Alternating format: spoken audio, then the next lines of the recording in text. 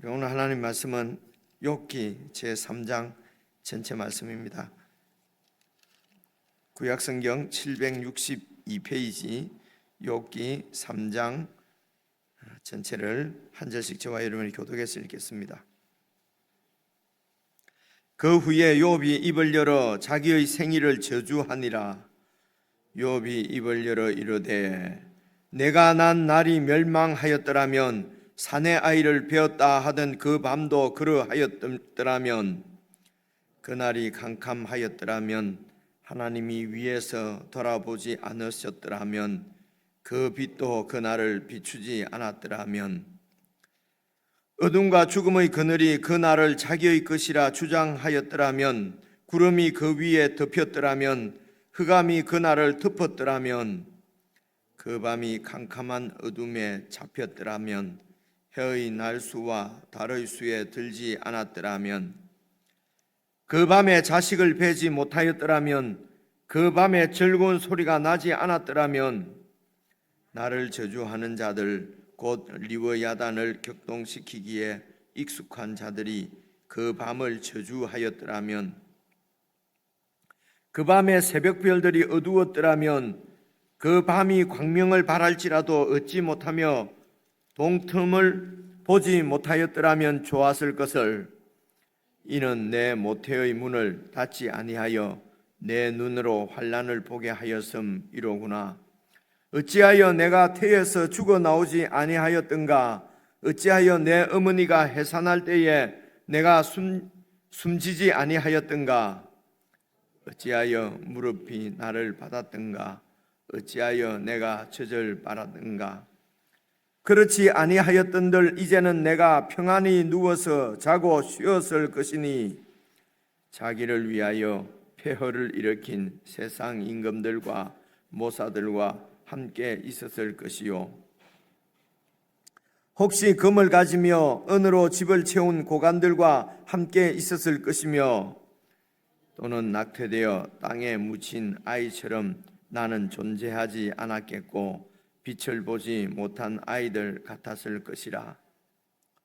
거기서는 악한 자가 소요를 그치며 거기서는 피곤한 자가 쉼을 얻으며 거기서는 갇힌 자가 다 함께 평안히 있어 감독자의 호통 소리를 듣지 아니하며 거기서는 작은 자와 큰 자가 함께 있고 종이 상전에게서 놓이느니라. 어찌하여 고난당하는 자에게 빛을 주셨으며 마음이 아픈 자에게 생명을 주셨는고? 이러한 자는 죽기를 바라도 오지 아니하니 땅을 파고 숨긴 보배를 찾음보다 죽음을 구하는 것을 더하다가 무덤을 찾아 얻으면 심히 기뻐하고 즐거워하나니 하나님에게 둘러싸여 길이 아득한 사람에게 어찌하여 빛을 주셨는고? 나는 음식 앞에서도 탄식이 나며 내가 앓는 소리는 물이 쏟아지는 소리 같구나. 내가 두려워하는 그것이 내게 임하고 내가 무서워하는 그것이 내 몸에 미쳤구나. 나에게는 평온도 없고 안일도 없고 휴식도 없고 다만 불안만이 있구나. 우리 욥기 말씀이 여러분 이제 쓰여진 그 장르라고 그럽니까? 장르로는 여러분 욥기 1장 2장은 그냥 산문체입니다. 이래 이야기체라는 거죠. 1장 2장은요. 그래서 그 이야기가 어제 말씀 2장 말씀 여러분 집에서 이렇게 묵상하셨겠지만은 이제 1장 2장 그 이야기의 주제는 하나님께서 사탄에게 여러분 2장 3절 보시면은요. 3절 2장 3절 여호와께서 사탄에게 이르시되 네가 내 종 욥을 주의하여 보았느냐? 그와 같이 온전하고 정직하여, 이 지난 번역에는 순전하고 이렇게 됐던 것 같은데요. 온전하고 정직하여 하나님을 경외하며 악에서 떠난 자가 세상에 없느니라. 네가 나를 충동해서, 그죠? 1장에서 충동, 네가 나를 충동해서 까닭 없이 그를 치게 하였어도 그가 여전히 자기의 온전함을 굳게 지켰느니라. 이렇게 그러니까 이제 또 사탄이 하는 말이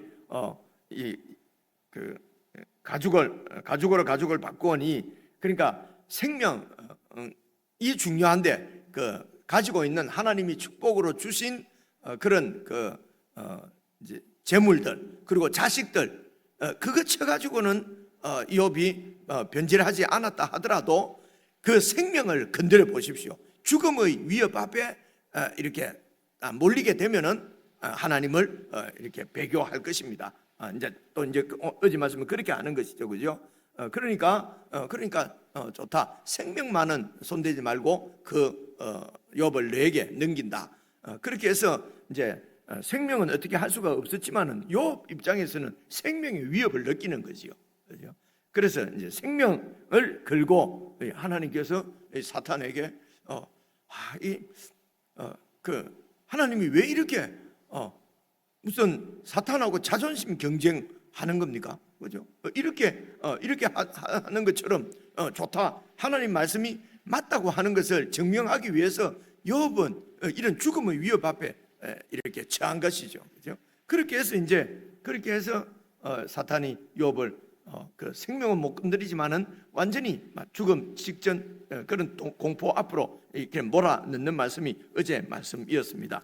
그래서 이제 그 모습을 보고 여러분 8절 보시면요, 2장 8절 욥이 그러니까 이거는 제 말 타고 나면 나는 제 있지요. 제 가운데 앉아서 질그릇 조각을 가져다가 몸을 긁고 있으니까 그의 아내가 그 남편에게 이르되 당신이 이런 상황인데도 자기의 온전함을 굳게 지키겠느냐? 이 온전함은 하나님 앞에의 믿음이죠. 자세죠. 이제. 그래서 그 온전함을 굳게 지키겠느냐? 하나님을 욕하고 죽어라. 이게 이제 온전치 못한 거죠. 도대체 이게 무슨 날벼락입니까? 도대체 당신이 무슨 잘못을 했다고 하나님이 이런 형벌을 내립니까? 사실은 사탄이 이렇게 공격을 한 거죠. 그죠? 그렇지만 사탄이 이렇게 공격을 했지만은 시험을 했지만은 하나님께서 허락하신 것이니까 결국은 하나님께서 시험을 하셨다고 볼 수도 있는 것입니다. 그죠? 그래서 이제 그래서 도대체 무슨 잘못을 저질렀길래 이런 말로 다 할 수 없는 도대체 받아들일 수 없는 이런 시련 재난 이런 형벌을 받는 것입니까? 하나님을 욕하고 죽어라. 여러분 이것이 현명한 거죠. 이게 지혜입니다. 이 세상의 지혜입니다. 그렇죠? 이런 상황 가운데서 또 하나님 앞에 온전함, 순전함을 지키겠느냐? 그래서 욥처럼 이렇게 하면은 정말 세상에서는 어리석은 거예요. 아니 이렇게 당하고도 그냥 나 지옥 가면 같이 도대체 이런 상황에서 끝까지 믿음으로 온 세상이 다 불의를 저지르는데 무슨 나만 이렇게 쪽박 차고 말씀대로 산다고 하다가 이것은 어리석은 것입니다.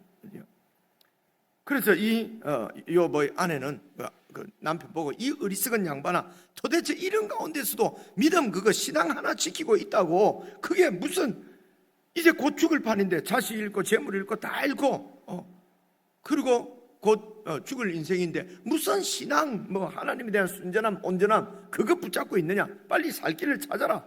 살 길이 없지요. 그러니까 하나님을 욕하고 죽어라. 그죠? 자, 여기에서 이제 지혜라는 말이 성경 전체가 지혜입니다.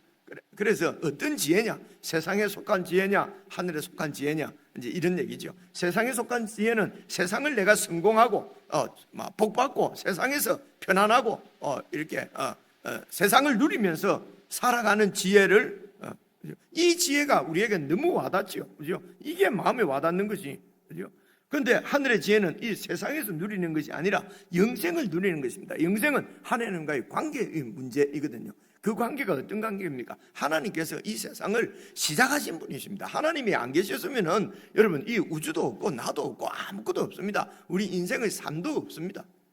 우리가 얘기하는 무슨 희노애락, 우리가 얘기하는 아주 너무 좋은 것, 극락 이런 것도 하나님이 아니면은 없는 것입니다. 하나님께서 뜻을 가지시고 그분이 계획을 가지시고 의도를 가지시고 그리고 이 세상을 시작을 하신 것입니다. 그분이 창조주십니다.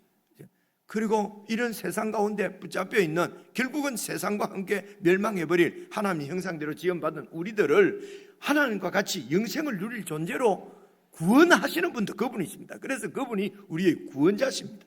그 구원은 영원이죠. 영생입니다. 하나님께서 이미 이 세상을 지으시고 이 세상에 우리를 창조하시고 창조한 우리를 구원하셨습니다. 이 하나님이 누구신가 하는 것을 지금 욥기는 말씀하는 거거든요. 우리가 관심이 있는 것은 이 세상을 어떻게 축복받으면서 어떻게 성공하고 출세하면서 이 세상을 복을 누리면서 사느냐 하는 것이 우리에게는 그것이 관심이고요. 그것이 그러니까 하나님은 우리를 하나님과 같은 영원한 존재로 영원을 누리기를 원하는 것은 하나님의 관점이고요.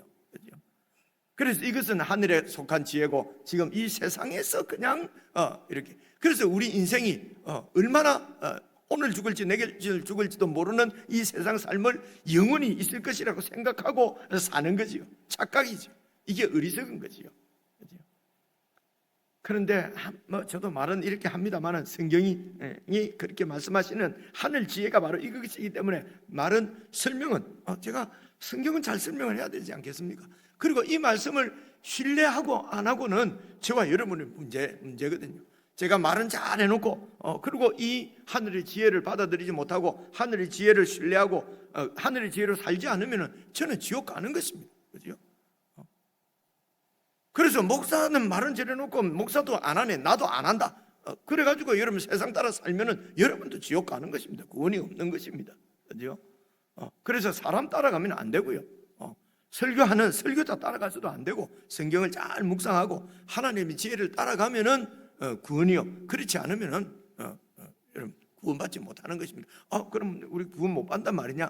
우리를 시작하신 하나님의 구원이 하나님께서 완성하실 것이기 때문에 그 하나님을 지금도 우리는 신뢰해야 되고, 그죠? 연약한 가운데서도 그 하나님을 믿어야 되고, 그건 이제 우리 믿음의 문제고요. 끝까지 이 하나님의 지혜를 받아들이지 않으면은 여기를 다 읽고도 이 하나님의 지혜를 배우지 못하고 받아들이지 못하면은 구원이 이루어질 수가 없겠지요, 그죠? 그런 거 잘 몰라도 된다. 예수만 믿으면 구원받는다.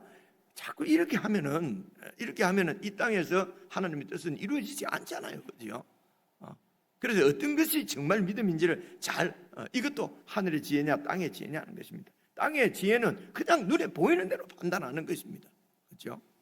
그렇습니다. 그래서 그의 아내 욥의 아내는 이 나쁜 여인이라고 하기가 힘들어요. 이 세상에서는 지극히 정상적인 평상 우리와 같은 그런 사람이에요. 그 남편의 모습을 보니까 이건 뭘 어떻게 설명을 할 수가 있겠습니까? 그죠? 그래서 하나님을 욕하고 죽으라는 답밖에 안 나오는 것입니다. 그래서 이것이 지혜인 것 같은데 여러분 보십시오. 욕하고 죽어라 10절입니다. 욥이 이르되 그대의 말이 한 어리석은 여자의 말 같도다. 우리가 하나님께 복을 받았은즉 화도 받지 아니하겠느냐 하고 이 모든 일에 욥이 입술로 범죄하지 아니하니라. 그래서 우리 믿음을 자꾸 흔들고 하나님을 신뢰하는 이 신뢰의 마음을 자꾸 흔드는 사람이 바로 어리석은 사람이에요. 그렇죠? 그래서 그 사람이 내 아내든지 내 자식이든지 내 애인이든지 내 선생님이든지 내 목사님이든지 내 이 하나님을 향한 신뢰, 이 믿음을 자꾸 흔들고 어지럽게 만드는 사람에게는 이 어리석은 사람들하고 여러분 그건 하늘의 지혜가 아니라는 겁니다. 그렇죠? 그렇게 단호하게 하지 않으면 우리 신앙을 지키기가 참 어려운 것이요. 그렇죠? 그렇습니다. 그래서 이 모든 일에 입술로 범죄하지 않았기 때문에 하나님께서 요 사탄에게 뭐라고 말씀하시냐면요, 네가 내 욥을 주의하여 보았느냐? 네가 까닭 없이 나를 충동했어도 그가 이 믿음을 버리지 않았다. 그렇죠? 자기의 온전함을 여호와 하나님을 경외하고 악에서 떠난 이 삶을 절대로 이렇게 굳게 지켰다. 라고 하나님이 욥을 온전하다고 지금 말씀하시거든요.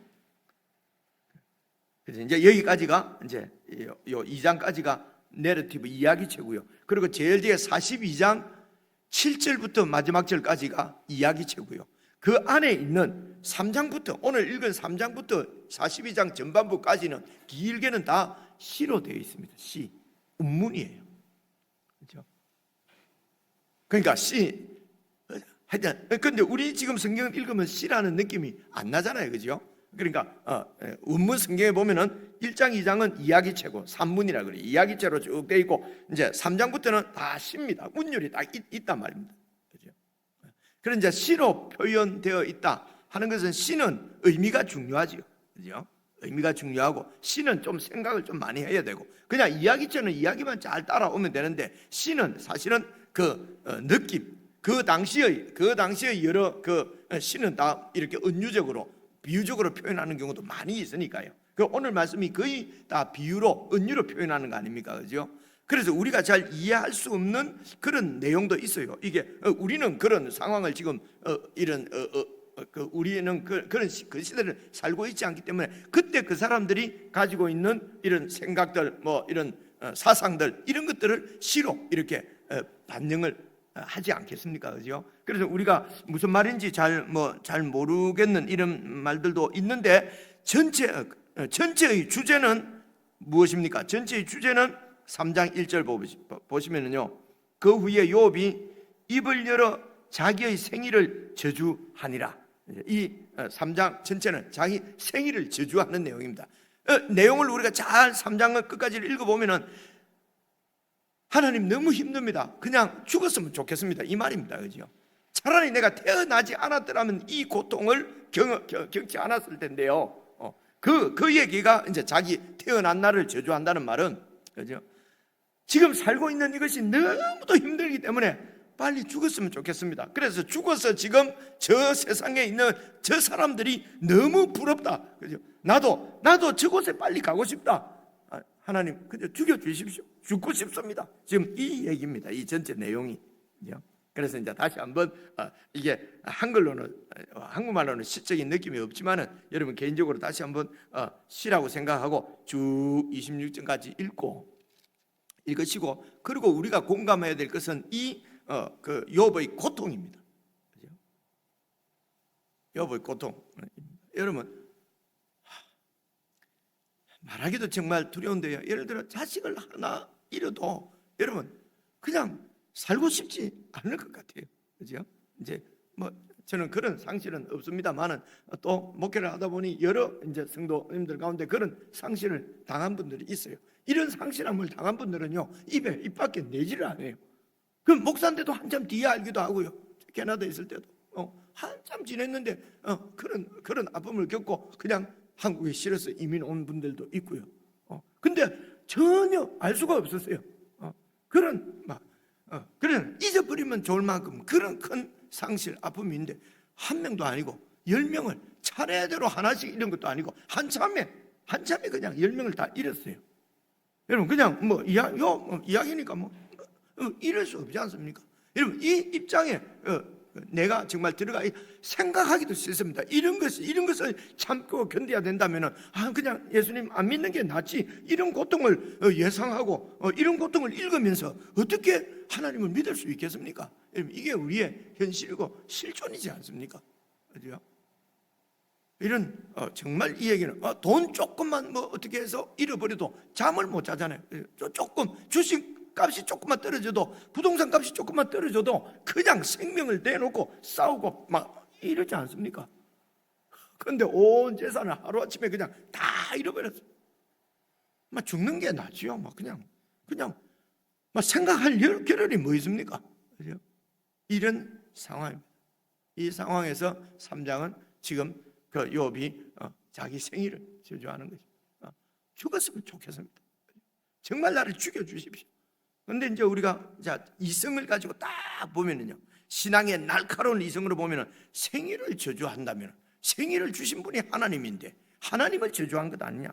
욥이 이렇게 정말 2장까지는 아주 믿음이 좋았는데 3장에 와서 드디어 믿음이 허물어지고 있다. 여러분 이렇게 해석할 수 없어요. 왜냐하면 저 42장 가면은요 하나님이 욥을 옳다고 그래요. 그죠? 그리고 하나님이 이런 욥을 옳다고 그래요. 그죠? 그래서 믿음이 허물어졌다든가 아니면은 욥이 이렇게 의인이고 온전하고 순전하고 정말 하나님께 칭찬을 받았지만은 그래도 존재론적으로는 죄인이다. 그래서 이런 벌을 받아도 된다, 받아야 된다. 그래서 여러분, 죄를 지었기 때문에, 죄가 있기 때문에 회개해야 된다. 지금 이게 이제 내일부터 나오는 친구들의 말이거든요. 죄 없이 이렇게 될 리가 없으니까 회개하라는 것입니다. 그러니까 욥은 나는 죄 지은 게 이런 벌을 받아야 될 만한 죄는 없다. 네가 죄가 없다는 거 보니까 교만하구나. 그런 죄는 안 지었을지라도 네 존재 자체가 죄인 아니냐. 그래, 존재 자체가 죄인인 거는 내가 인정하는데 이런 벌을 받을 만한 죄는 짓지 않았다. 존재 자체가 죄면은 너는 왜 이런 벌을 안 받냐? 이게 이제 욥의 한겁니다. 쭉 읽어보시면 그죠. 그래서 이 생애를 저주하 7장에 가면요, 원망합니다. 막 원망을 하는데요, 하나님을 대놓고 원망은 안 하지만은 이 상황을 막 원망을 합니다. 그런데 이 상황을 허락하신 분도 하나님이시니까 하나님을 원망하는 거죠. 그죠? 그래서 제가 지금 말씀드리고자 하는 것은 이런 원망을 하고 이런 생애를 저주하고 극도의 이런 그 고통 가운데서 하나님을 향하여서 호소하고 죽여 주십시오 하는 이런 것을 죄다라고 하면 안 된다는 거죠. 우리는 그런 것도 다 죄라고 하는 생각을 갖고 있어요. 그렇죠? 아니 왜 그게 죄가 아닙니까? 교리적으로 죄인데요. 하나님이 이 욥을 온전하다고 말씀하는 것입니다. 이렇게 온전하고 또 뭐라고 말씀하시죠? 정직하고 올곧고 하나님을 경외하며 악에서 떠난 자가 없다.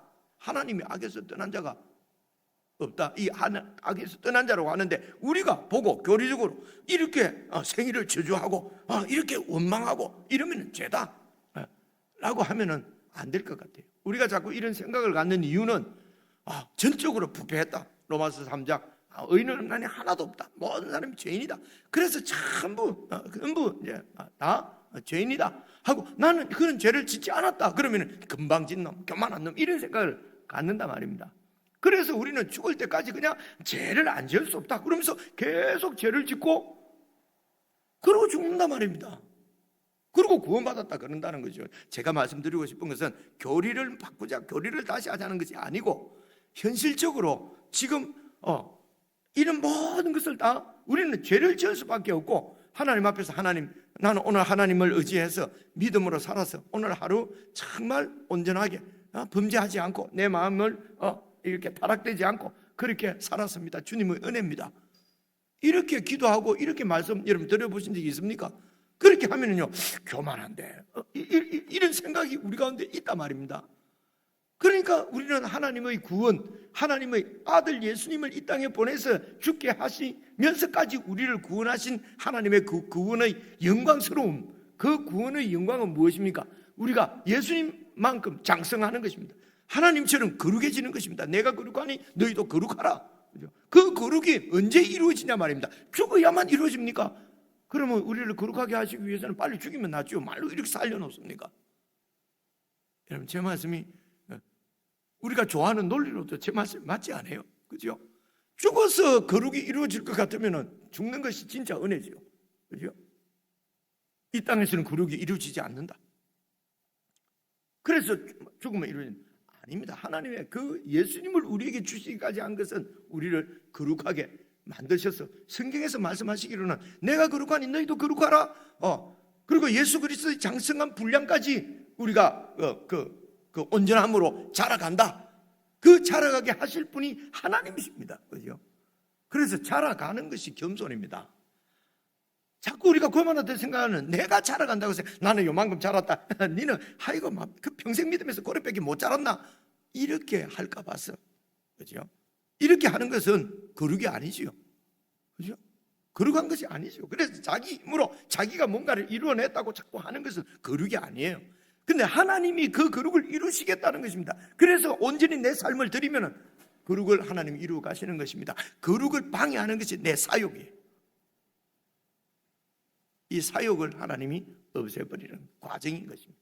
내 사욕이, 이기적인 욕심이 없어지는 만큼 거룩해지는 것입니다. 우리가 거룩을 이루지 못하는 것은 이 욕심을 버리지 않기 때문에 그렇습니다. 이 세상에서 다 불의하게 살고 세상 지혜를 가지고 그렇게 살아가는데 아이고 내 자식은 그렇게 막 안 살면은 어떻게 되겠냐? 하여튼 구원은 천국은 좀 뒤에, 신앙은 뒤에 일이고 우선 내가 이 땅에서 안정되고 살아야 안 되겠나? 돈도 좀 벌어야 교회 가면은 좋은 장로 일을 하지. 이런 그걸 우리는 다 맞다고 생각하잖아요.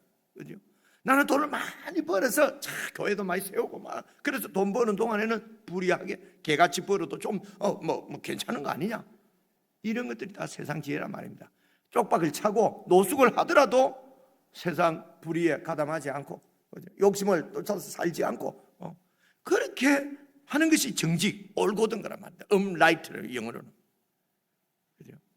저는 설명하는 것입니다. 너도 그래 사니? 내가 몇 번 말하는데 저도 그렇게 살지 못합니다. 그러나 하나님이 나를 그렇게 거룩하게 결국은 만들어 가실 것은 믿습니다. 그래서 그분께 내 삶을 드리고 매일매일 이렇게 그분을 쫓아서 그분이 해주시는 만큼 그분의 눈에 온전하게 우리가 평가하는 것이 아니에요. 그죠? 우리가 평가하면 평가하는 그 순간에 여러분 하나님 자리에 내가 올라가는 것입니다. 나는 요만큼 됐구나. 저 장로님은 70점, 저 장로님은 60점, 나는 71점. 이런 식으로 말입니다. 그죠? 그래서 여기 전체는 이런 우리 인생사의 지혜를 얻는 것이 아니라 하나님이 누구신가? 하나님이 어떤 분이신가? 결론은 하나님이 창조주시고 하나님이 구원자시라는 거예요. 결론 뒤에 읽어보시면요. 그죠? 그래서 너무 받아들일 수 없는 현실 때문에 죽고 싶다고 하나님 앞에 토로하는 것이 삼장입니다. 이거는 죄가 아닙니다. 아니 존재론적으로는 죄일 수 있지요. 하나님은 온전한 만큼 욥이 온전하게 된 것은 아니지요. 그러더라도 하나님께서 온전하다고 이 사람처럼 하나님을 경외하고 악에서 떠난 사람은 없다 라고 말씀하신단 말입니다. 그렇죠? 그래서 오늘 3장도 읽으면서 우리도 이런 욥이 얘기하는 이런 죽고 싶은 상황에 처했을 때가 안 있었습니까? 근데 그 상황이 욥과 비교해서 어땠는지 정말 우리가 그렇게 이런 낙심하고 낭망하고 결국은 우리는 하나님을 정말 저주하고 하나님을 떠나고 그렇게 되는 경우도 많이 있고요. 하나님이 도대체 이런 식으로 하면 어떻게 되겠습니까? 그리고 하나님을 이렇게 틀렸다고 얘기하고 어렵지 못하다 그러고 그죠? 이렇게 하면은 온전치 못한 거지. 그래서 하나님이 왜 욥에게 이렇게 내기 비슷하게 걸어가지고 말이지 욥의 인생을 이렇게 무참하게 짓밟느냐라는 생각을 갖고 가져지지 않습니까? 하나님이 욥을 왜 사탄에게 이렇게 넘겨 주셨을까? 여러분 정말 참 두려운 마음으로 말하기 참 어려운데요. 하나님께서는 자신이 있으셨던 것입니다. 사탄을 이길 자신이 있었던 거지. 그래서 이 욥의 평생 동안 하나님이 욥을 양육하신 것입니다. 그리고 이런 모든 것이 다 잃어버려도 다 주신 분이 하나님이신데 가져가신 분도 하나님이지 않겠느냐 이 어리석은 여자야 그렇게 하잖아요. 우리가 하나님께로부터 복을 받았으니 화도 받는 것은 받지 않겠느냐 이렇게 얘기했잖아요. 이런 믿음으로 양육시키신 분은 하나님이십니다. 마지막에도 하나님이 이 욥에게 갑절로 다 축복을 해주시잖아요. 그죠? 그래서 하나님이 욥에 대한 하나님의 신뢰, 자신. 그래서 사탄 보고 그래 해봐라. 그죠? 그래서 우리의 소망은 하나님이 나를 어떻게 보실 것인가? 그죠? 하나님이 나를 정말 그렇게 믿어주시고 사탄에게 이렇게 넘겨서 내가 자신이 있다. 한번 해봐라. 내 종이 어떻게 하는가? 이런 하나님에 대한 철저한 신뢰, 믿음, 이제 이런 신앙, 온전한 신앙으로 하나님이 우리를 만들어 가시고 겠다고 하는 하나님의 의지를 보여주시는 말씀이 욥기라고 생각을 합니다. 오늘 3장 또 읽으시면서 좀 욥의 그런 정말 소설 같은 있을 수 없는 이런 그 욥의 상황, 마음 이런 것들을 느껴보면서 여러분 개인적으로 여러 가지 신앙 관한 일들을 깊이 하나님과 연결해서 그렇게 묵상하는 그런 시간이 되었으면 좋겠습니다. 우리 개인적으로 묵상하십시오.